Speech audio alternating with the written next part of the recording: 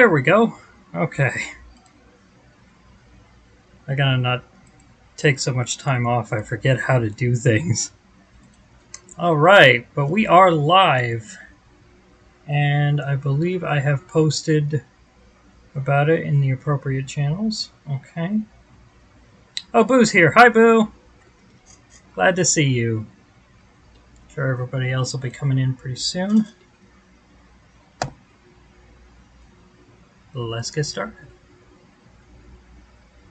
I did set it to the right thing, right? I messed this up last week. Yeah, okay. It's correct.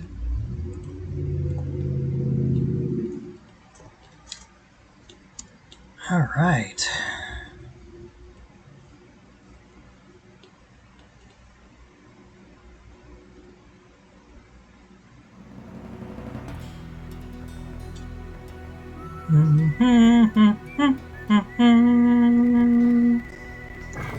Love that motif. Pops up in several other tracks in the game, you know. The battle versus Lizenard.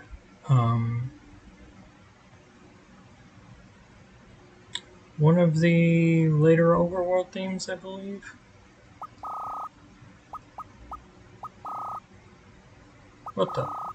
Oh, I clicked disc 2 by mistake. My apologies.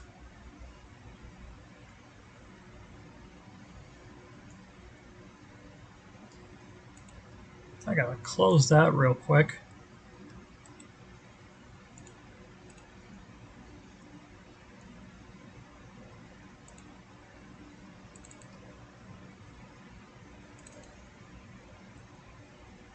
Normally I do this properly.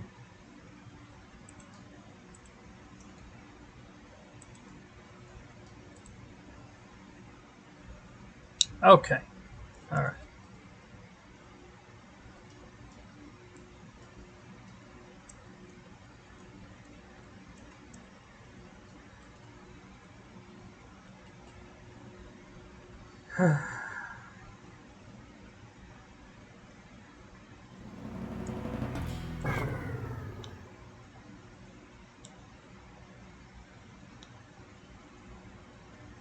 Hey, it's Claire! Wild Arms 2 USA. Yep.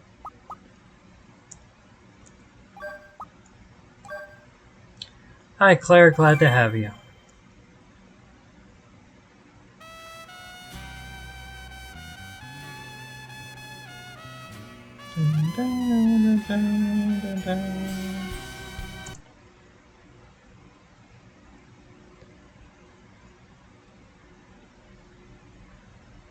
We've also got a fluffy boy here.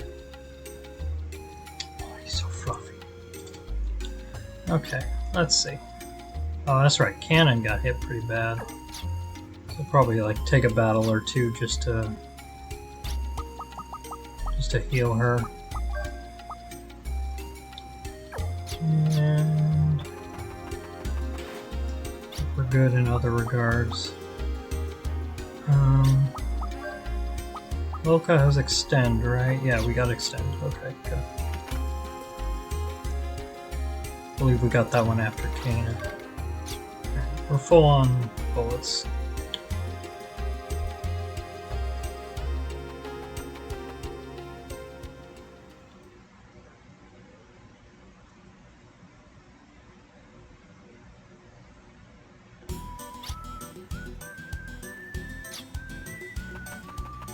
Yeah, let's just get in a couple battles to get Cannon Nil healed up.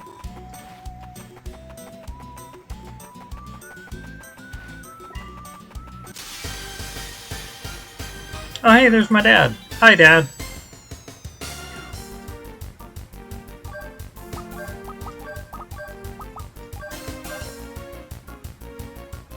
I'm playing Wild Arms 2 for a change of pace. You know, because I don't normally do that.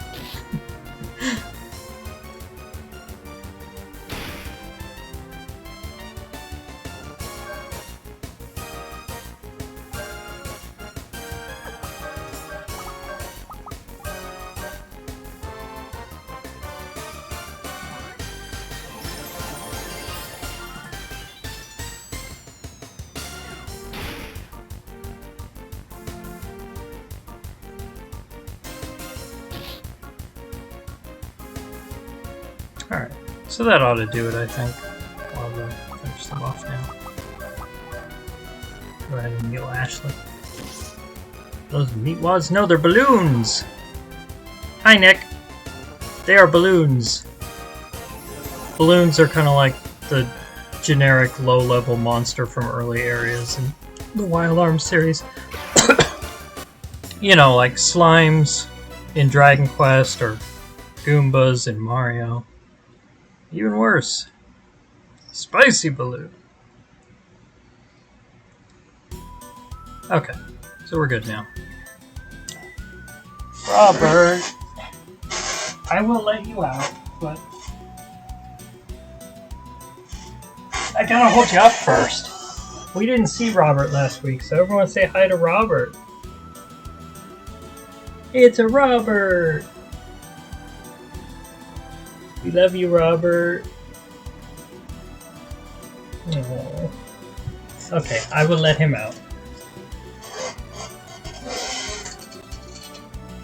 One moment, please.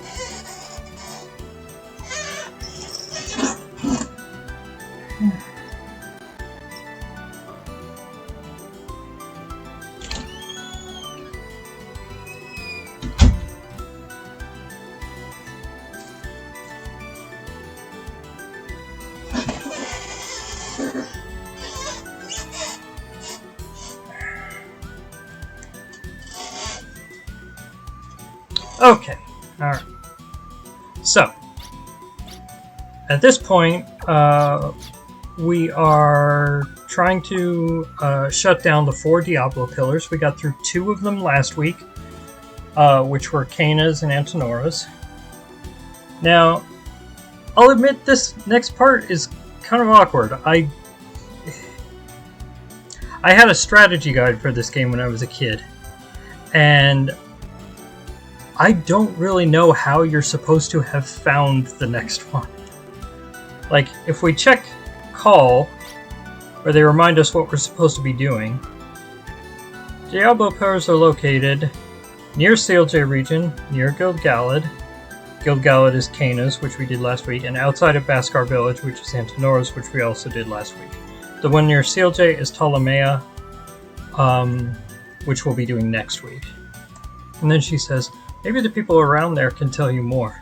Oh, there's another on an island north of Maria. That last one can't even be reached by sea or land. How are you going to get there? I honestly don't know how you're supposed to figure this out. I'm gonna try checking with the people in Corley. Maybe one of them gives you a hint.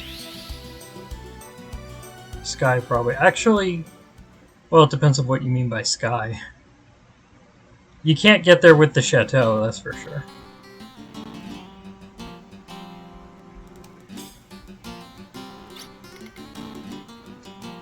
If you find an abandoned city buried in salt on the northern plain, you must stay away. It is what's left of Archheim, height of the former Slayheim kingdom.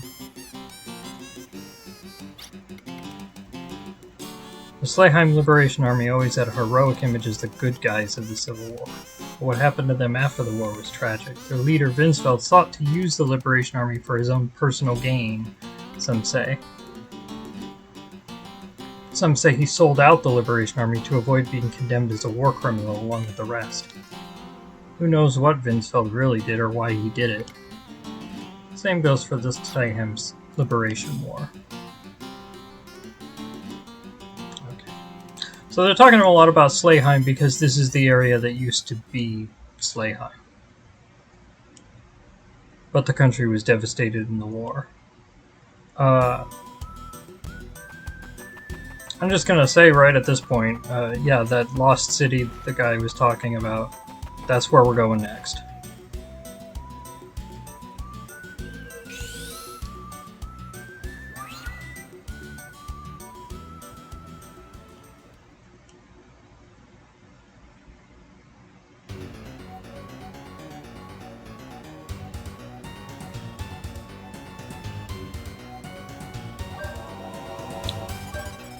One of, I thought, the more effective bits of storytelling is setting an entire dungeon in this devastated area that clearly was once a bustling city, without necessarily having the characters talk about it a whole lot. I mean, there was that one NPC, but that was about it. And that's not even, you're not even required to talk to that NPC. Just being here in this place and being aware of the result of a calamitous civil war.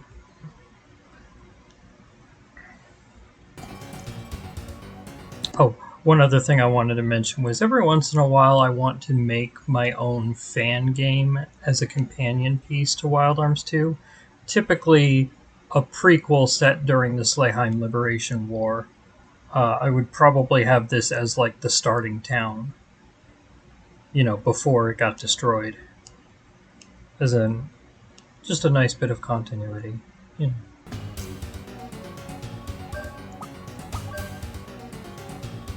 Anyway, this level isn't super long or hard.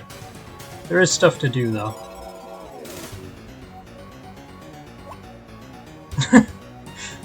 Here's how you get to that Diablo book. That would be even more random. Very important here. This is the Guardian of Death.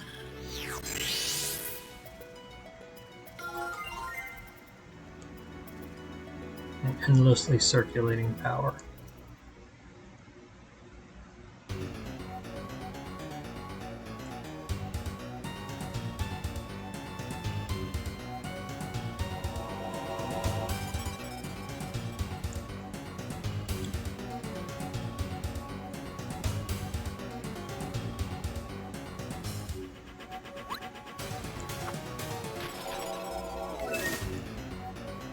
Should have named the puppy G. Ramtos.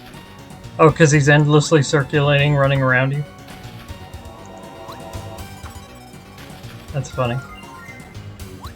Got that conductor, that's important.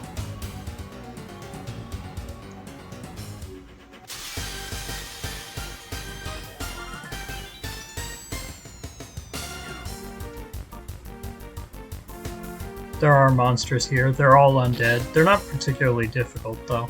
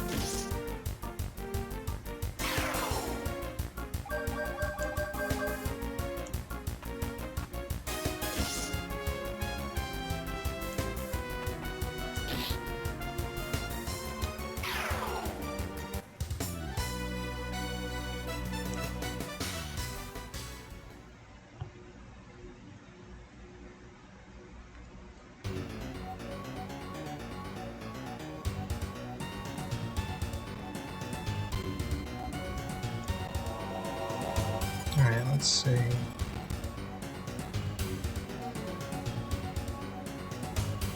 This was just a save point, yeah.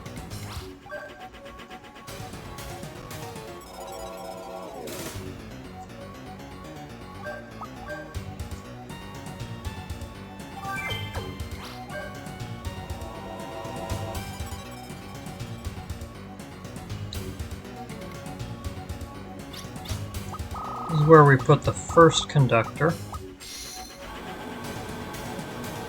These conductors allow you to basically turn on these elevators.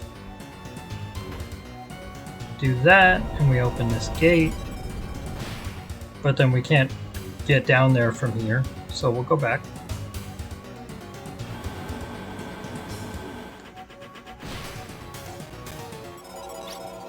Does Tim have TurnUndead?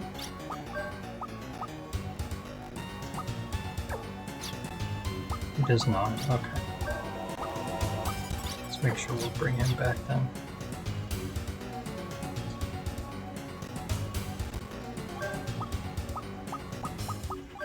So we can use Puka to get this item here right now, which is the second conductor. If you check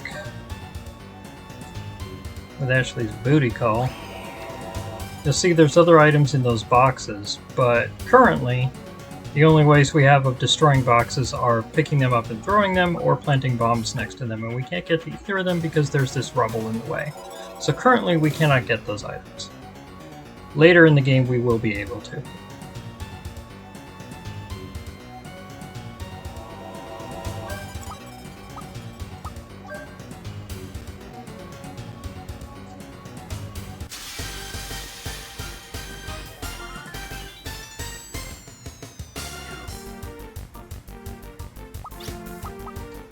Alright, Tim's got Overreact.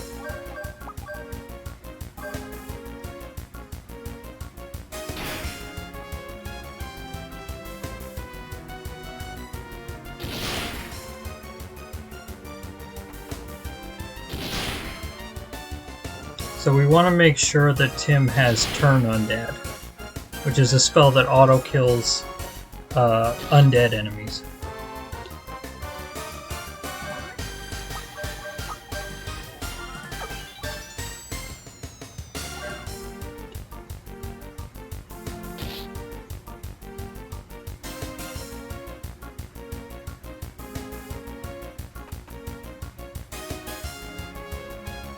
I love that they attack Cannon and Ashley and they just have more health now than they did before the attack. 2 more.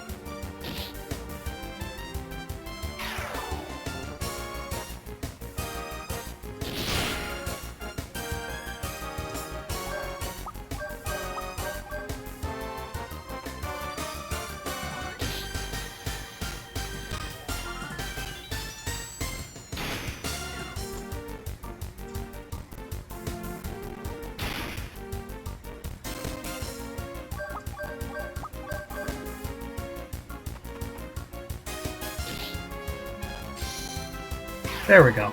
Okay.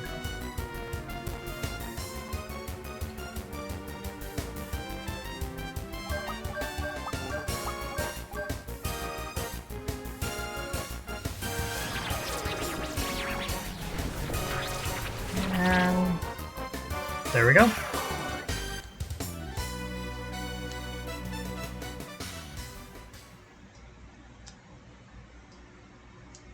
That auto-killing an undead enemy does apply to undead bosses.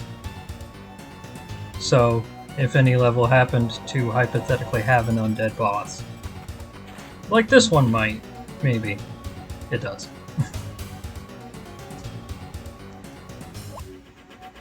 Again, with the extremely obvious foreshadowing aim. It's fun. It's fun to do extremely obvious foreshadowing. What's that? I was just doing the foreshadowing copy part. Foreshadowing is a literary right? Yeah.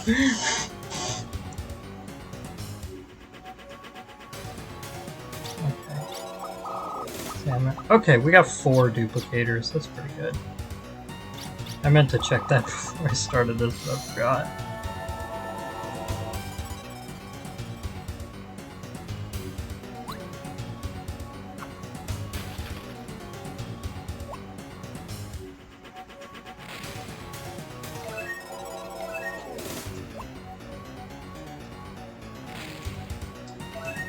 More big berries, always useful. And that silver circlet is a nice defensive thing for cannon. Okay.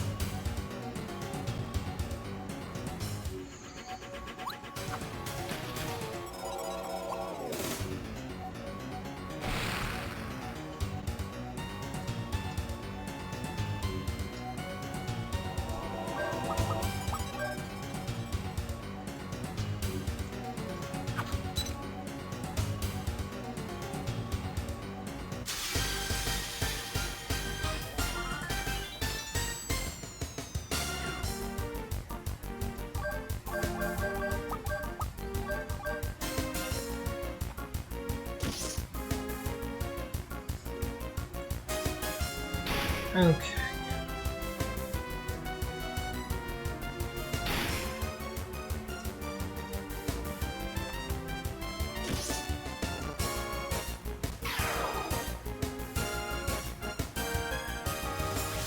And okay.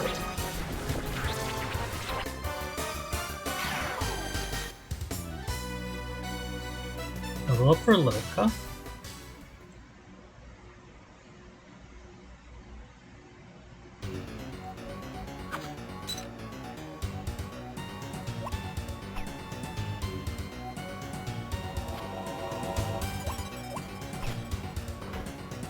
Open that. And I believe the boss fight starts immediately after you go down here.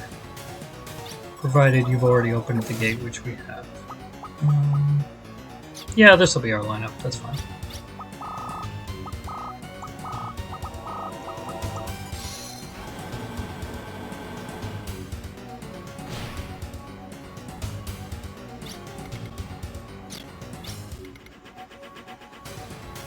Stench of death.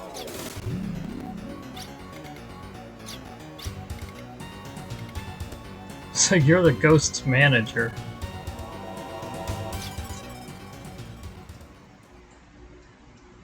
I think that was supposed to be boss. The ghost boss, Judecca.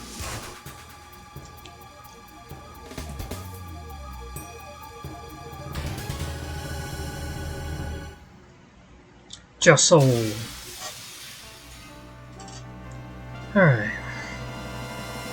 So Jasoul can be pretty tricky because of one potentially very powerful attack that it likes to use. A life drain attack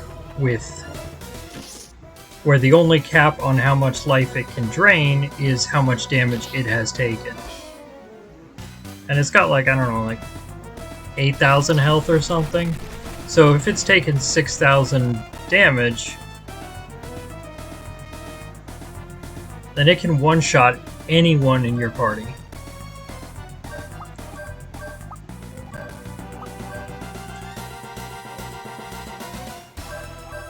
Luckily, TurnUndead will kill it instantly, so we don't actually have to worry about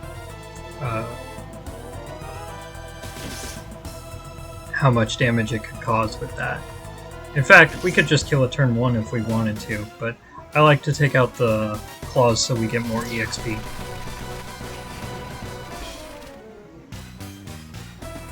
Because its other attacks besides the life drain one are pretty weak, it's not as if it's much of a threat.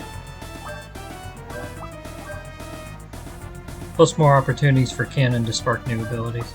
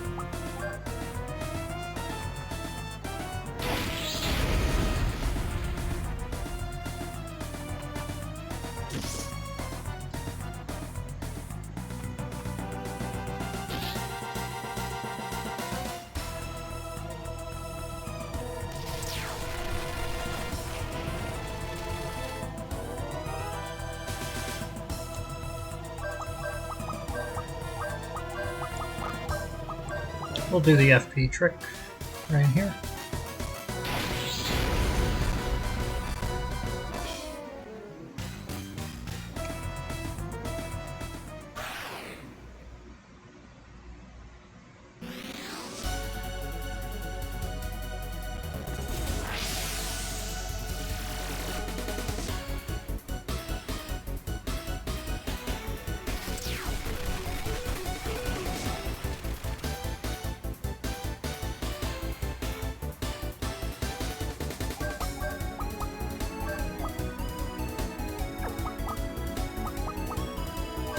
We just need Phalanx and then Eagle Claw.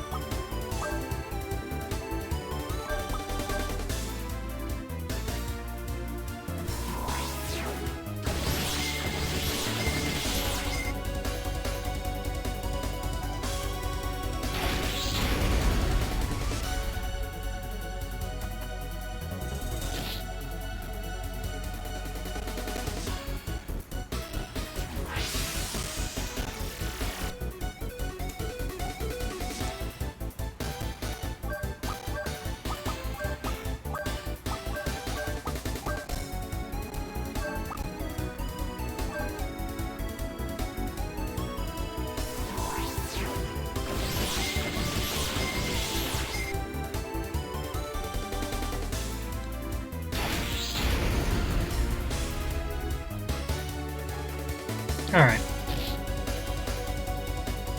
Let's finish it off now.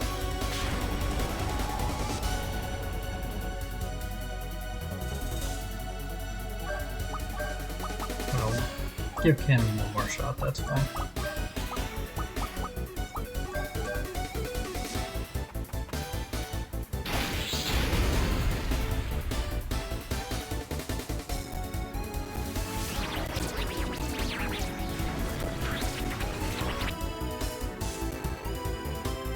Oh shit. I thought it auto-killed. I guess it's been so long.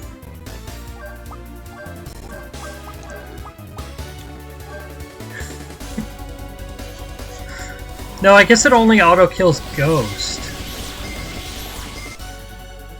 Well, shoot. Guess I didn't know this game as well as I thought I did. Of course, now that I think about it, I don't remember doing that one when I was a kid. I think I only thought relatively recently, I should try TurnUndead. Yeah, Boo, didn't I text you about that at some point? I don't know if you're still in chat.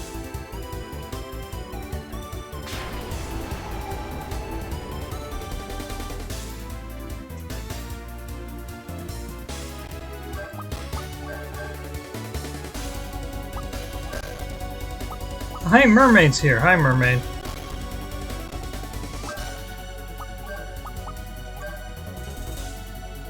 Only Ghost can be one-hit KO'd by TurnUndead. Okay, I know Ghost can. Hi, Mermaid. I'm discovering I didn't know this game as well as I thought I did. Because I thought this move one-hit KO'd this boss.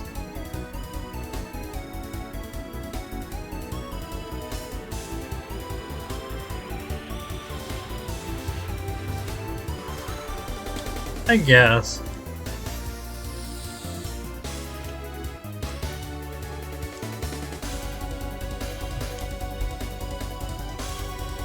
Alright.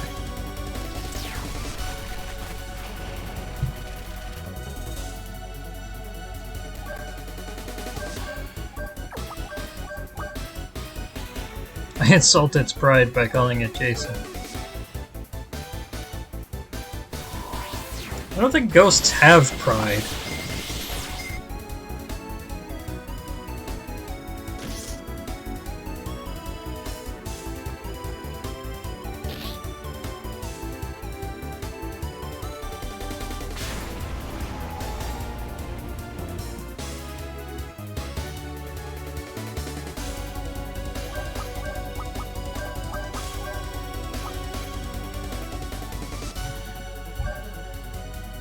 Alright, let's try and finish it off quickly with a Banisher here.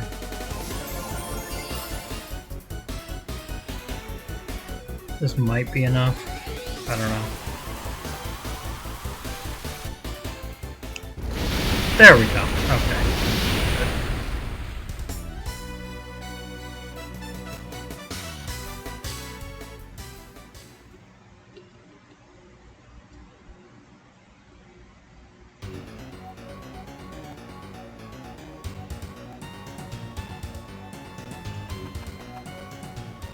Anyway, so what's behind that gate? It's a live reflector, like the ones that we use to transport to Sylvaland and to the areas where we got the Agulite and Gurmatron. No whole underground thing with an Elevart this time, just a couple of very valuable items in duplicator chests. The Misanga boosts someone's luck. I recommend giving it to Cannon, so she'll be better at sparking those new abilities.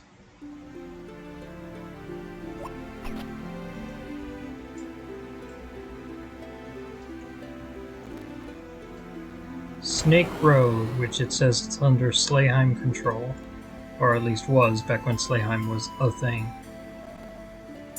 Let's go to Snake Road, shall we?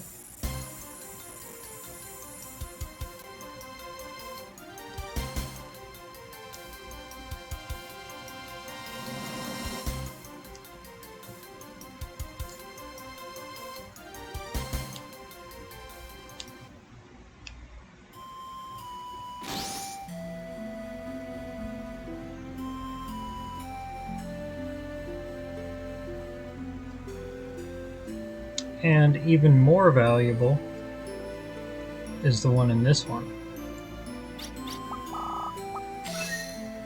Holy Grail.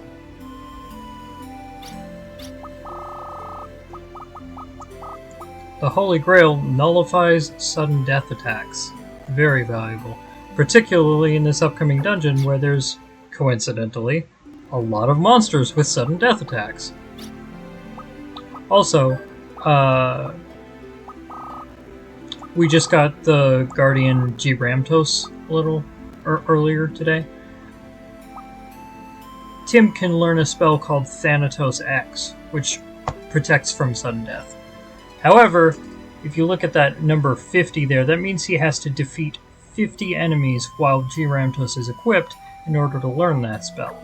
That takes a lot of time. If you find yourself being particularly frustrated by sudden death attacks, that can be one way to do it. I don't usually recommend that because the Holy Grail that we just got, if Lilka uses her Mystic ability on it, she will also cast Thanatos X. That's the much easier way to do it. And we don't have to sit there grinding, having Tim beat 50 enemies.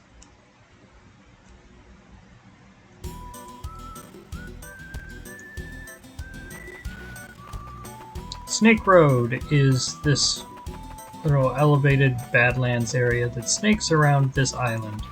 We haven't been on this island ostensibly, although we actually kind of have, because Lilka's starting chapter, she was in a place called Palace Village. Palace Village is actually right over there. We can't see it at the moment, but trust me, it's there. We'll see it in just 2.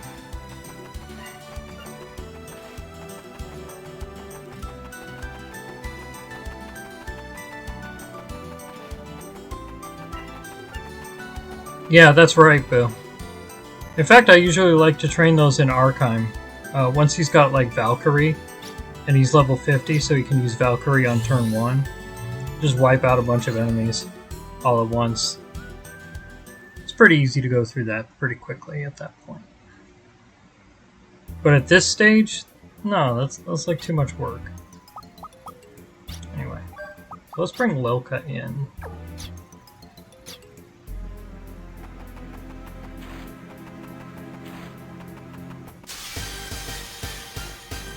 I don't remember which enemies here have instant death attacks, but I remember some of them do. So I'm just going to be really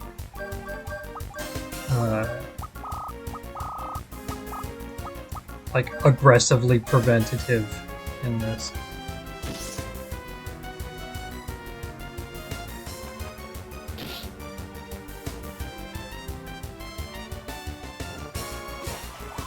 You know...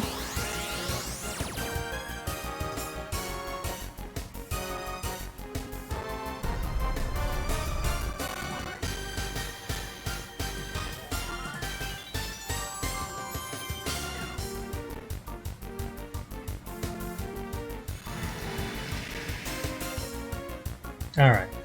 Loka now immune to instant death attacks, and if we give her the gaze mirror, she will also be immune to petrification, because I guess we gotta worry about that too.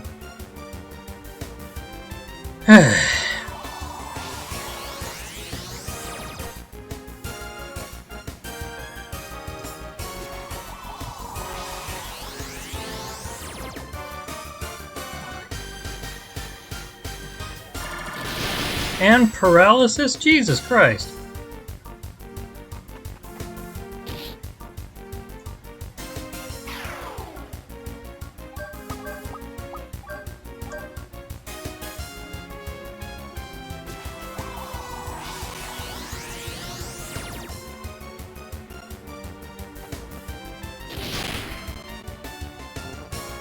I'll probably...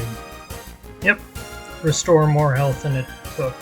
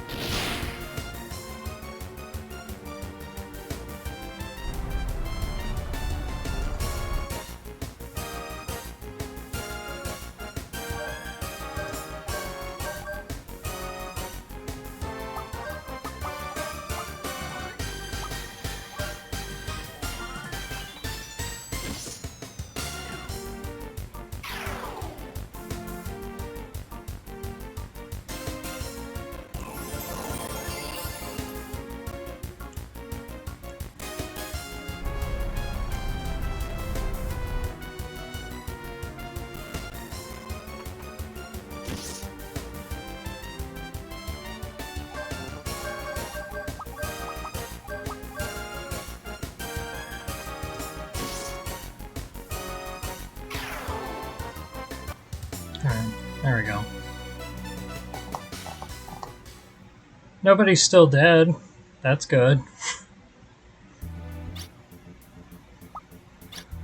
I'm gonna go ahead and switch Loka over to newest Shax. Hopefully that'll mean she can go first in the next battle. We'll give Morgalt to Cannon.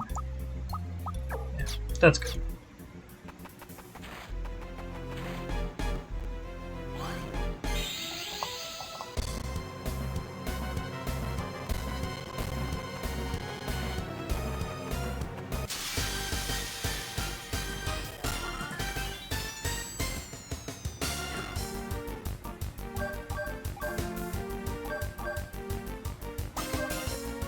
I don't believe these guys have death attacks as well. I think they just have the paralysis and petrification attacks. Loka's immune to petrification, and she can restore if either of the other two get paralyzed or petrified. So the only real danger is that Loka gets paralyzed, and that's not that big of a problem.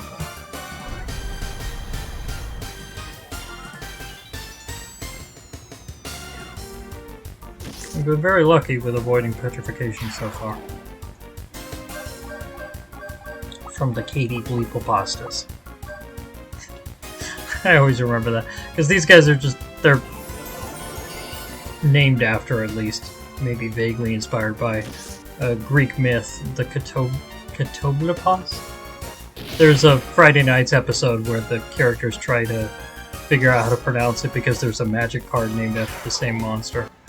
And Kathleen's guess is Katie Bleepopasta. So I always remember that now when I'm playing this or any other game that has Katoblepas as a monster. What do these things say? Level 2 from elsewhere.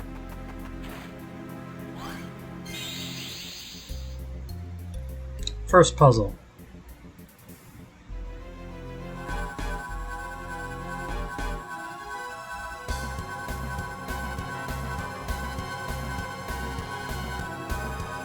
All of Judecca's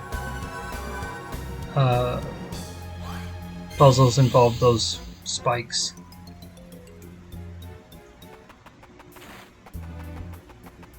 Just try to knock you off.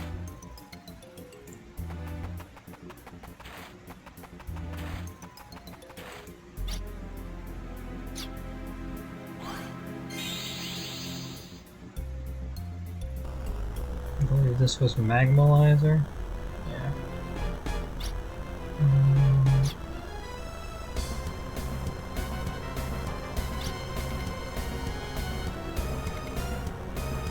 This monster is about to get exercised.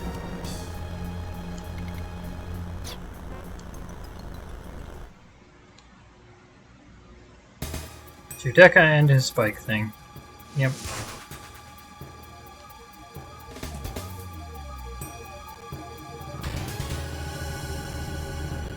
Red hot lava monster.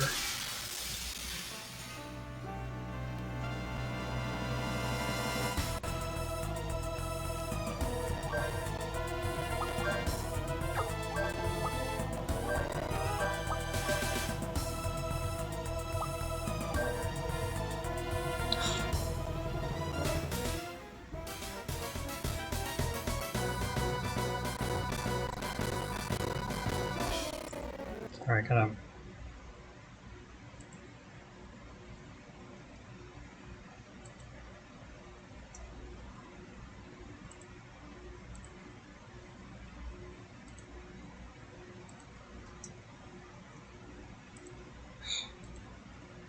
Really?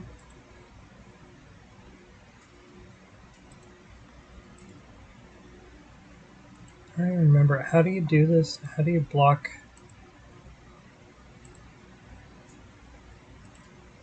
There we go.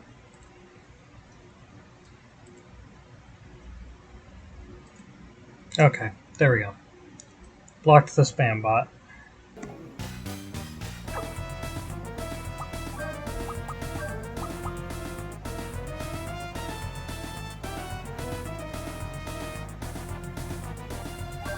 Alright. So Magmalizer is a fire elemental creature that is weak to water or ice attacks, I forget which.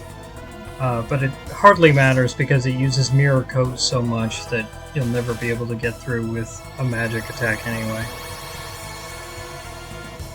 Best to just go the old-fashioned way, unlike with Draughto where we could kill it pretty easily with fire.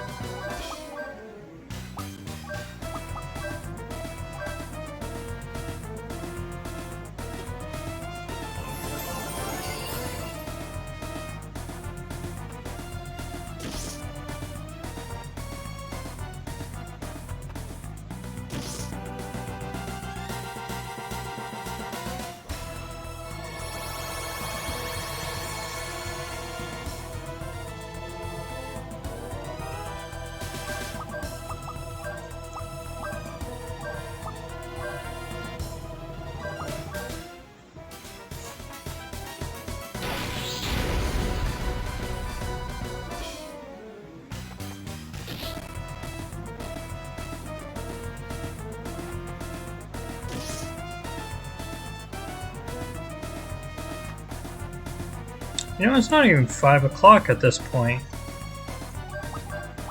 Maybe I could go for Ptolemea at the same time. I mean, in the same session. After all, next week we're doing,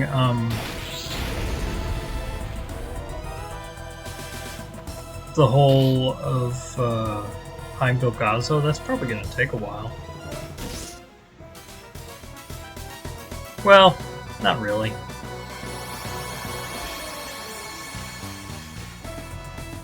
Nah, I won't do Ptolemea today.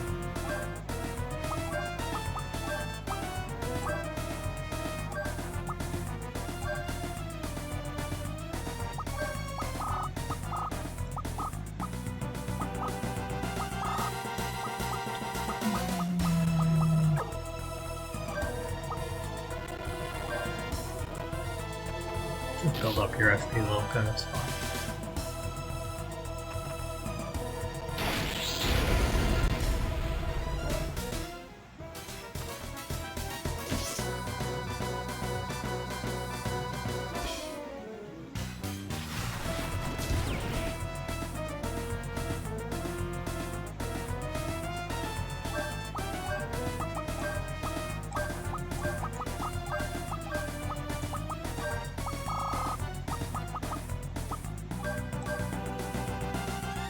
Extend high heal, not really because we need it, we don't, but just to keep Loka's FP cycling.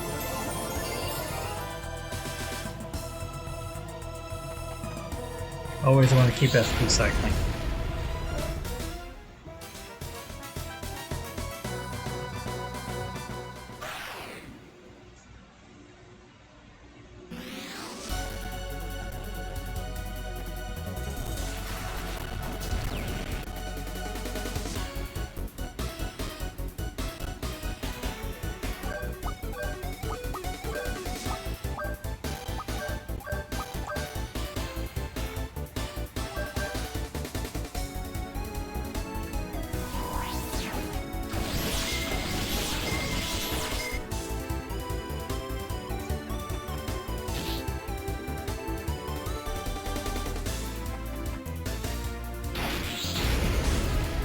Does fast my cannon now?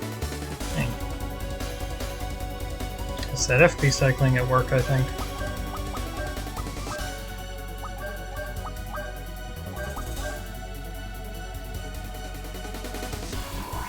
This should take out the head. There we go.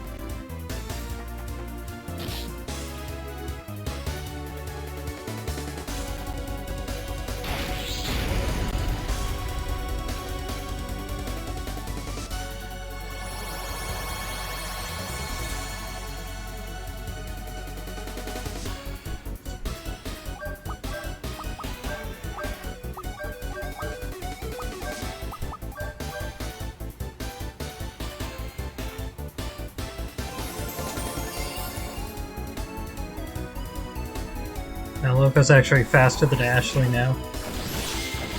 She does have newer shacks on her still, I believe, but like, still. There we go.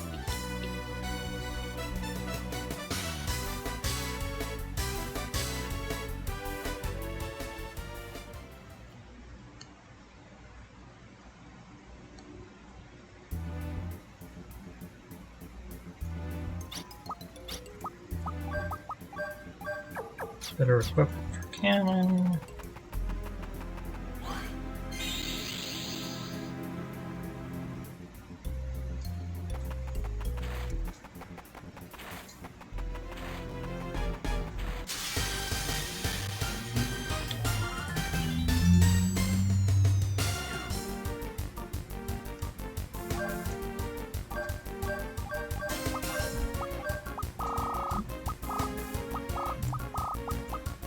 Mystic that Holy Grail.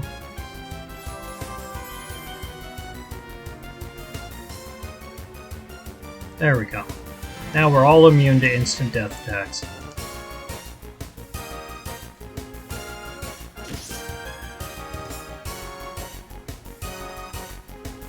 Which of course they will no longer use.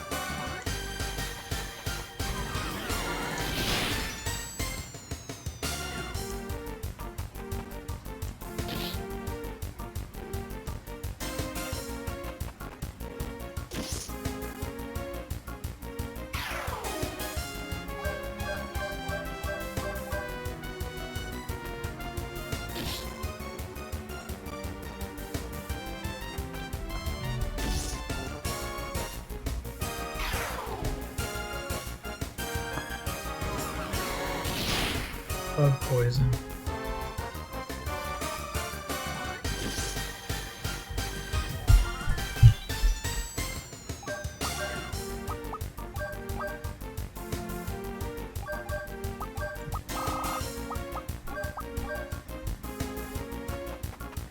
Oh really? I thought local would go first.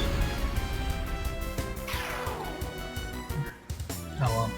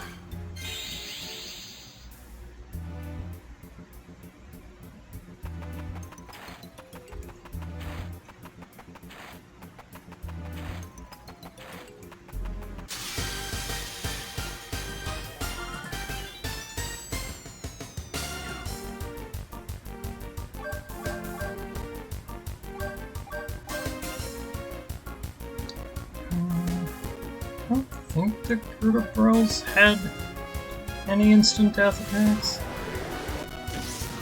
I hope not.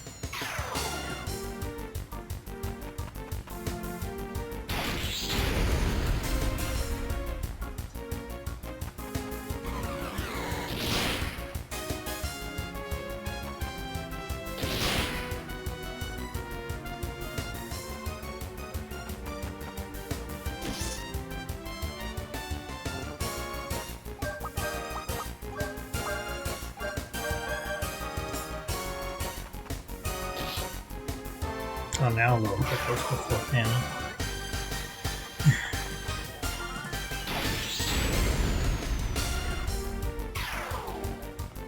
Alright, there we go.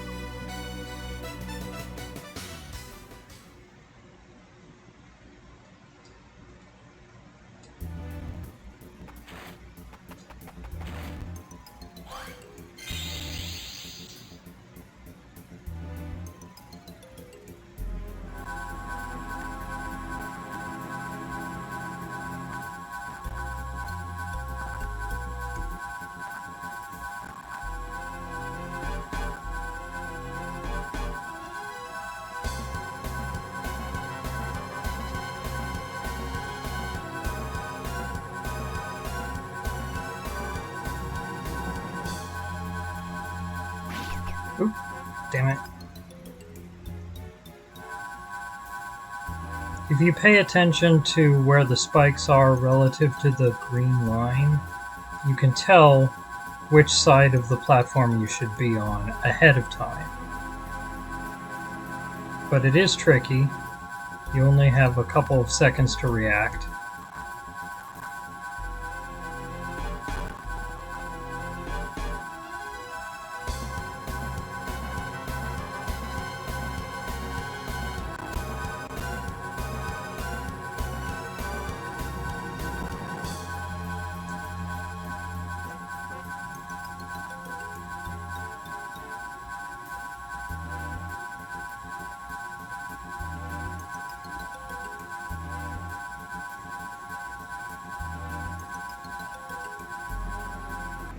There we go.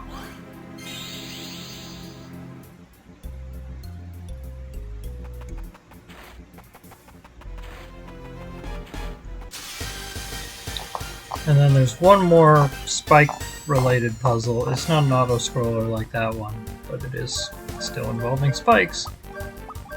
Because Judecca is nothing if not sadistic.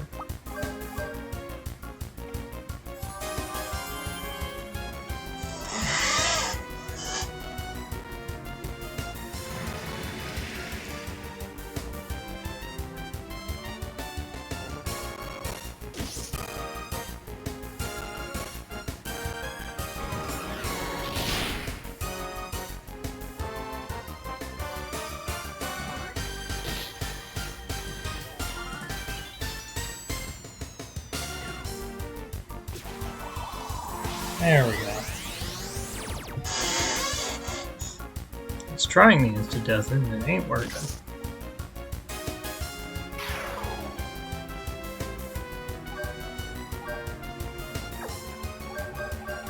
One FP short.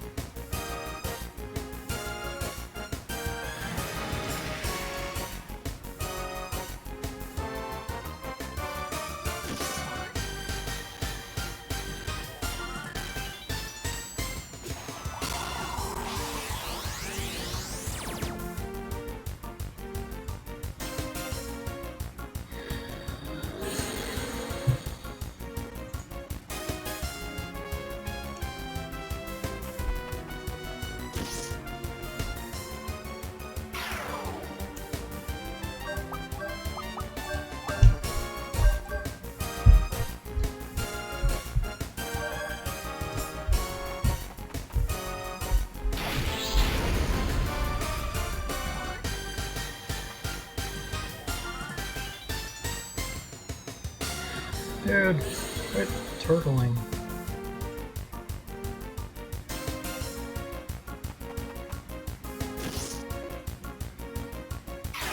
There we go.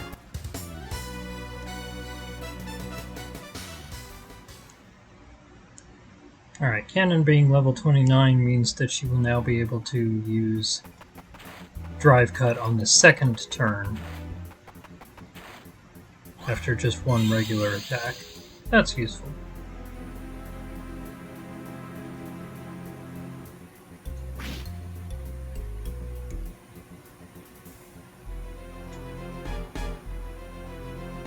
Just timing.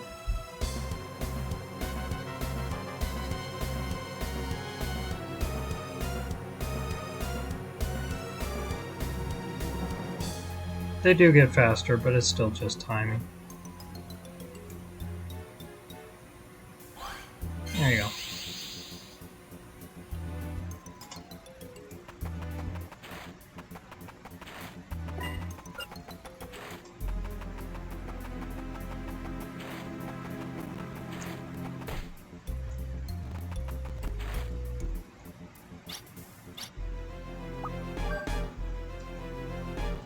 Alright, for this battle, I think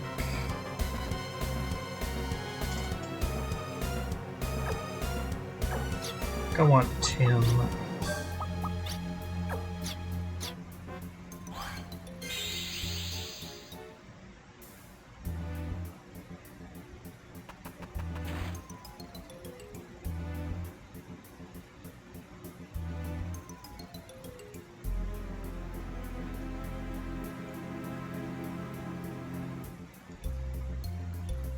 Hey, fuckface.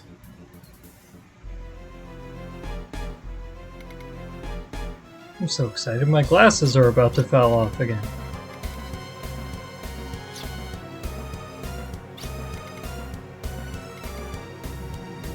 To make this game more fun, all I did was give you guys a small handicap.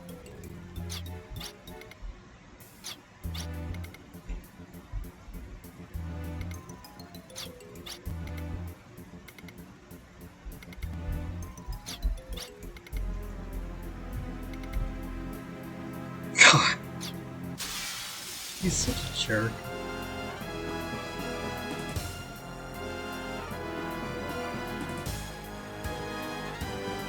Working under Vinceville did guarantee one would never be bored.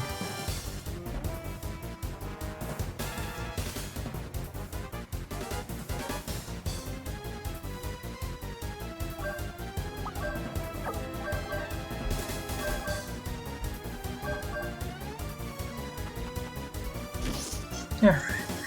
So this is actually the first time that we're fighting Judecca as a group. Because the first time you fight him, it's a solo fight, Tim versus Judecca, and the second time it's a solo fight, Cannon versus Judecca. So we get to discover which of his attacks are capable of targeting multiple opponents and which are not. It's basically just Sidewinder.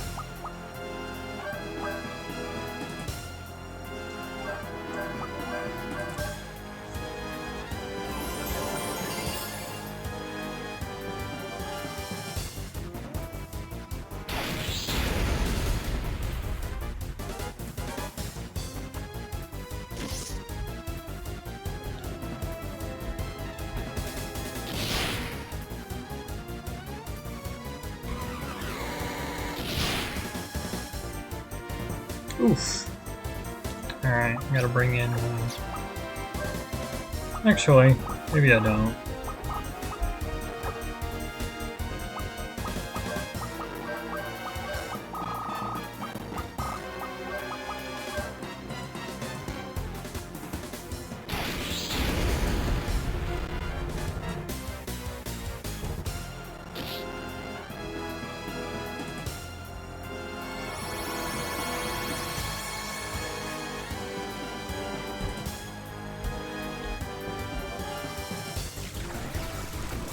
There we are.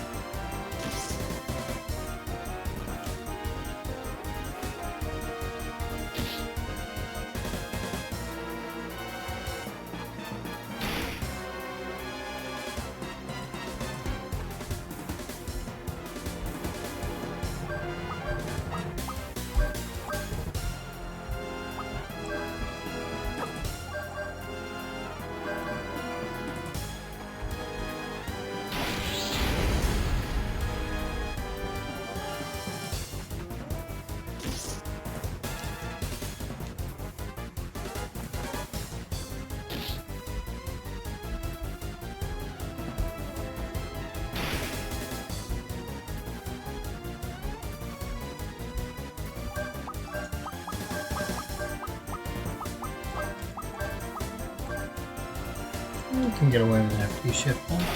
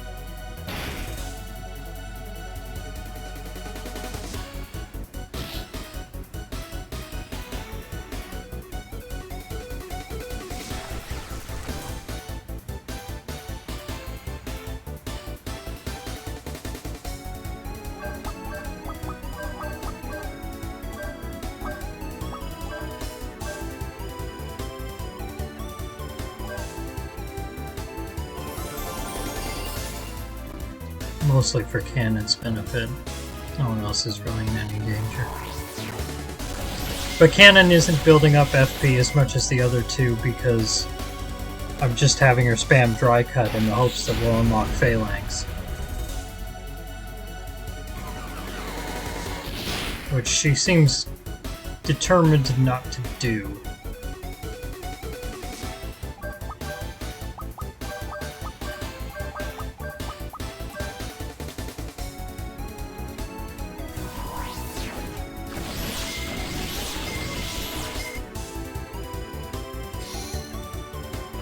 I stand corrected.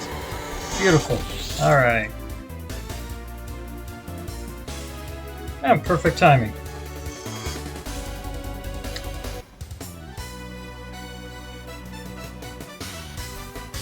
Level 29, War Respite. Blew it at the execution site. What a fool. Are you happy? Did you have fun? You must have since you won. Vinsfeld, Judecca, you're a really weird guy. Weird derogatory. Judeccan. As in, yeah, I did. Yep.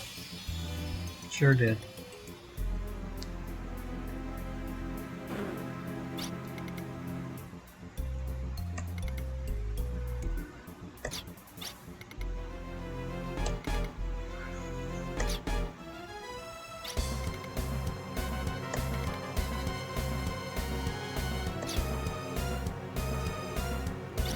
Chat on the stream isn't up to date for my moons. Okay. That might have been a local to you thing, I don't know.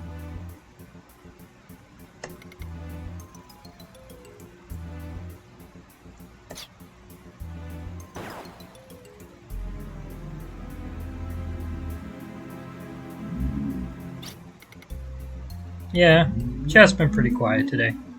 That's okay.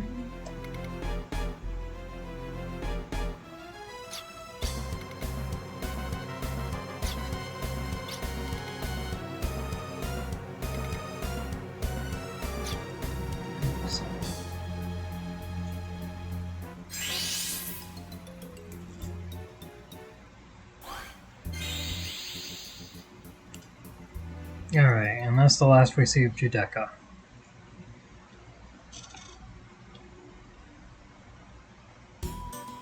Well, that didn't take quite as long as I expected. We got a little more time. Let's say we do an optional dungeon. Just a quick one. We haven't gotten Fengalon, the Wind Guardian, but we got the other three major elements, fire, water, and earth. Fengalon has his own dungeon.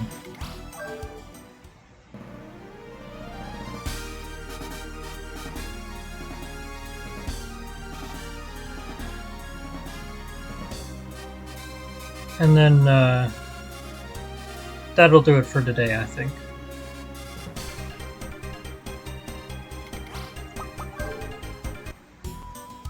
This is the other location that you can get to with the chateau.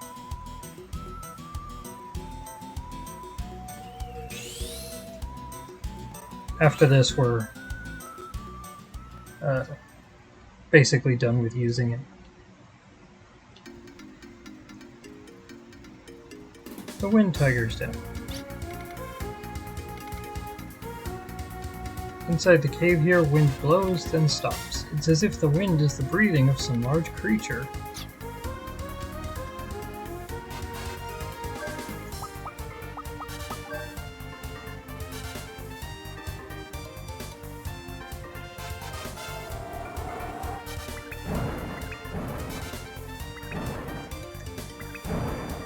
There we go.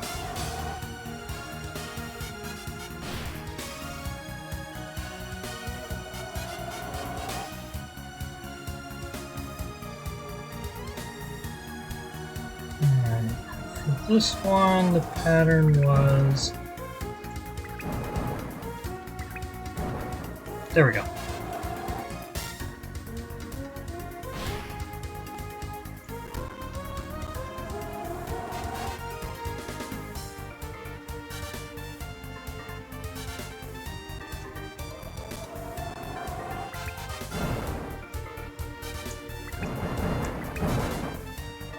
Nice! First try on that one.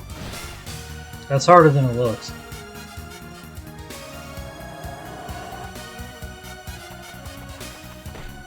And that's it.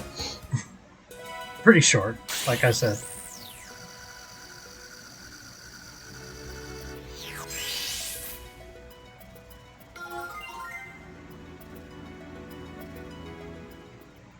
Bangalon is the Wind Tiger. Also gives us the ability to steal items from enemies, which is very useful.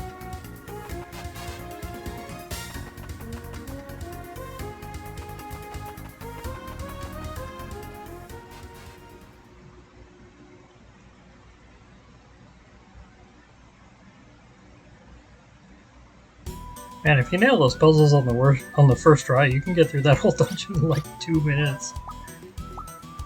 Alright, I think that'll be it for today.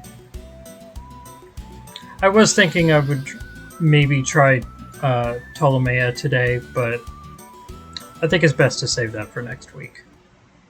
Next week we'll do Ptolemaea and Heimdall Gazo, and then that'll be it for Disc 1. And the week after that is when we start Disc 2, and that's what I'm really looking forward to, because there's some amazing stuff happening in this story in Disc 2, especially at the start of Disc 2. So that's going to be a blast.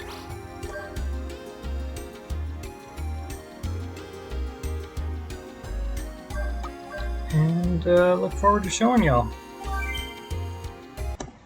But that'll do it for today. Bye-bye!